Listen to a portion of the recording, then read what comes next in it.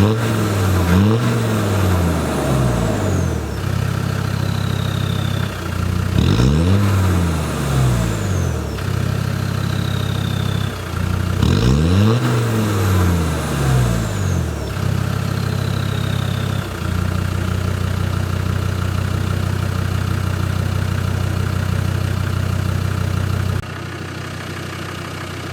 so the last time you saw me was when I just had the intercooler put on.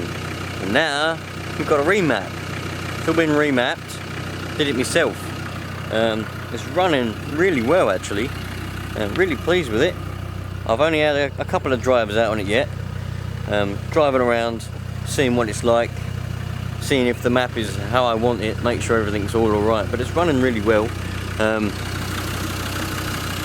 You know, I'll go through exactly what it's like, all the characteristics in a minute. I'm just going to tell you what exactly you need to do to get your map, and where I went and what map I've got. Alright, so this is what I did.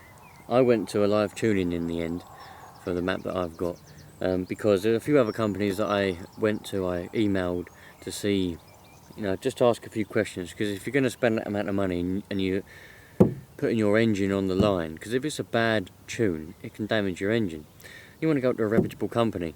I contacted a few, didn't get any replies. AliveTuning had really good service, so I went to AliveTuning, and you can go to them, but they're nowhere near me, so I got them to send me the map file. But to qualify, because I have the stage 4 map, now they only advertise up to stage 2 on their website. It's the same price regardless of what map you have, what stage you have. You just need to ring them up. If you want anything other than stage 1 or 2, you need to ring them up and say what one you want, 3 or 4. I don't know about stage 3. Don't know what stage 1 is, but stage 2 gets you 190 horsepower, and I don't know what the criteria is for that. I think probably just an intercooler, just an uprated intercooler, because the standard intercooler is somewhat smaller and it won't be able to cope. You know, you just overheat, it won't be any good for you. You need to keep the engine as cool as possible, because these TD5s are prone to having the head cracks and the head gasket going. If it gets too hot, you get cracked head and then you're in trouble. So for the stage 4, so the stage 2 is 190 horsepower. Stage 4 they say is 210 horsepower at flywheel. Now that's all very good, and they've developed that at 210. However, I did a bit of research beforehand, and there was a thread posted on a forum about 7 years ago, but it's still there. And they said that they had this map, and then they went and took their car and put it on a rolling road, and it come out at 244 horsepower. Now you've got to take that with a pinch of salt, because every rolling road is different. Different weather conditions, air densities, hot, cold, things like that make a difference. Different engines, blah blah blah.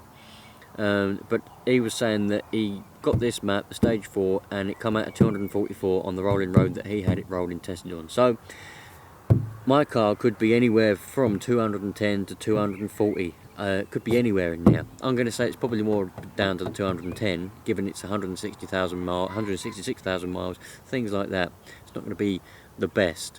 But anyway, got the stage 4 map, minimum of 210 horsepower roughly. Now what you need to qualify for that is you need to have the uprated intercooler, you need to have the bigger hybrid turbo, you need to have an EGR delete, no EGR valve. My one went faulty and broke, so I took it off anyway, because you don't need it. What it does is it chokes the engine up and it blocks it full of rubbish. And if it's legal in your country, take the cat off, and you need just no cat, straight through exhaust. If it's not legal, you need a sports cat, because the ordinary catalytic converter ain't going to work. And then that's it then. Then you can go and have the stage 4. Now I did it with a nanocom. So basically I just told them what I wanted. They tweaked it a little bit for me. I wanted a little bit more black smoke, particularly on the higher, you know, when you're full throttle and things like that, off road and everything like that. So they tweaked it a little bit to how I wanted it. And then they just sent me, I paid for it, and then they sent me over the map file. So all you got to do is give them your nanocom ID, read the map off of your ECU and send them the map that you've already got, and What else did they need? Oh, they need the VIN number of the car, and that's it. And all you do, they send you the new tune file. You get your Nanocom, you put it on your SD card, then you put that in your trusty Nanocom, and then you plug it in, and you write it, and it's done. It literally took 30 seconds, probably less. It just went.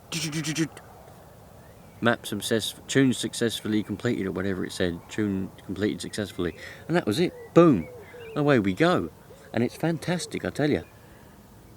Now I can't praise AliveTuning enough, really, to tell you the truth, because the service was brilliant, very nice, polite on the phone. The bloke was, you know, they did everything that I needed.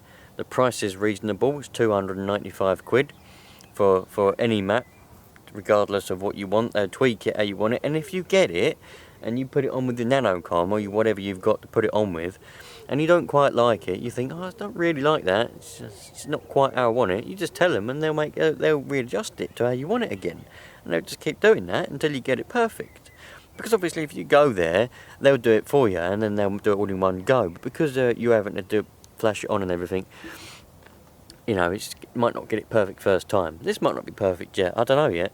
I'll find out. I'm going to go and have a few good old drives and see how I like it. Pull up a few hills and things like that. Drive around in all the different gears. See how it performs. But so far, it's bloody good. I think it's brilliant. Also, as well, because I stated that I'm currently running 20.3 psi according to the Nanocom. I don't have a gauge installed anymore, so I just went by what the Nanocom said I was running. And that's 20.3 psi. I don't know what the standard boost is, actually. I can't remember. Is it 14 psi on the TD5? I can't remember off the top of my head. Probably should have researched that before I started this video. Never mind. I'm running 20.3 psi. So I had to tell them that I'm running 20.3 psi in the email that when I told them what I wanted. And I tell you, it bloody takes off. You get to about, there's not a lot happening between 1 and 1,500 because it ain't boosted up, ain't spooled up yet. But after about 1,500 RPM, it bloody takes off. I tell you, it really does take off. One of the other companies, the other one that did actually get back to me, he said that any more than 190 horsepower, and the clutch will start to slip. You need to get a properly heavy-duty uprated clutch. Now, the clutch what's in this car is the one that it came with. I've had this car 5 years, and it's the clutch that it came with. So I don't know what clutch it is. It feels all right.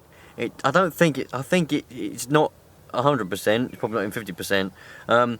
But I haven't really pushed it hard enough yet to find out if it is going to slip. But if it does slip, I'll just get a better clutch and put it in, because it's one of those things that once you do it, it's going to be alright for another good 5-6 years, as long as you look after it and don't go slipping it and ruining it. So it's going to be another investment that's well worth it. But other than that, here we go. This is going to be it now. Now I must point out a few things. Some of you have said to me in other comments, how comes you're not doing anything to the Focus? Now that's because there's a few things that's wrong with the Focus. Every time I bloody well drive that thing, something else goes wrong with it. Now, I can't afford to keep doing things to that. So that's not really a priority, really.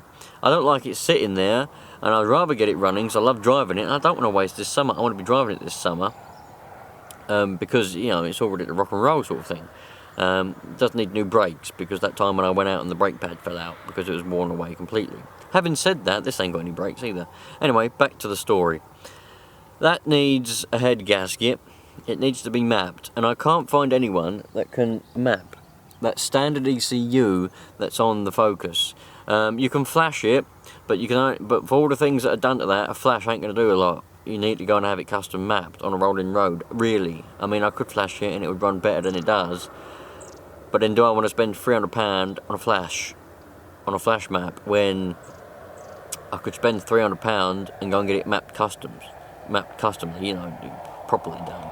But no one can custom map that ECU that I've found. I'm not saying it can't be done, but I can't find anyone. There's very good people that are around this area, very good, reputable, good reputation people, But they're like, no, the software I've got don't map that standard ECU. You need to go and buy a standalone ECU.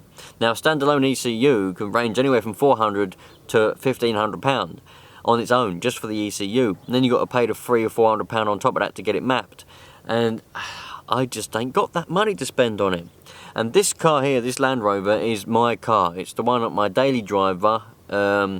Obviously I use the van during the week, but this is my car. You know, if we go out down the shops or whatever, this is the car that we go in. It's a family car sort of thing. So the priority was to get this one up and running again. The only reason I started on this was because the turbo went. If the turbo didn't go that time when the turbo went, I wouldn't have gone and done it. You know, it'd still have that turbo on, it wouldn't be mapped, it wouldn't have an intercooler, it wouldn't have nothing, it would just be as it was. But because that turbo went, that then sparked the spark, what always happens with me. If something goes, I replace bits and bits and bits and bits with bigger bits. And before I know it, I've ended up with all this stuff. So that's what happens. Anyway, because I put the bigger turbo on and then needed an intercooler, so then I put that intercooler on, and then because I had a bigger turbo and a bigger intercooler, it then the map that was on it, it weren't no good. It ran like crap. So then I had to get it remapped. So it's just a spiral effect. But the mapping is always the last thing that you do. You map to the mods. You don't map and then mod. It's no good doing it that way. So that's that. That's why the Focus ain't really a priority. I don't have enough money to do that. That's like a side project. That as and when I get money, that's what it goes on. So yeah, I hope that answered your question. Whoever asked me that, how come I'm doing that? But that's that anyway. Oh yeah, I was going to tell you, it's quite a funny story. I was just saying about this car, this Land Rover's got no brakes. Now, I ain't had any brakes for a while really. There have been very limited brakes, and I'd noticed one of the discs was a bit dodgy. I've got all new grooved and drilled, vented and grooved and whatever discs, all four, and all new pads, performance pads ready to go on. I just ain't had the time to do it. I could be doing it now instead of doing this, but I thought I'd rather do this. Anyway, now I ain't had any brakes for a while, and I was just going through my documents. I was going through the paperwork, and I found the MOT paper from when I bought this car 5 years ago. And I bought it, and it only I actually bought it from a garage, from a dealer, a second-hand dealer. They took this as a part exchange for a van. This place only does vans, but they took this car as a part exchange. Anyway, so they'd MOT'd it themselves, and I didn't realise it. I don't bother look. I don't bother checking anything. I replace stuff when it breaks. Anyway, on the MOT paper that they'd done the day that I bought it, because I bought it without an MOT, they MOT'd it there and then I took it away. So it said front left brake disc. I thought someone was coming to talk to me. It said front left brake disc severely worn and warped, thin and dangerous. And I'm thinking, what the bloody hell's going on here then? That's why I've got no brakes. For 5 years I've been going along with no brakes.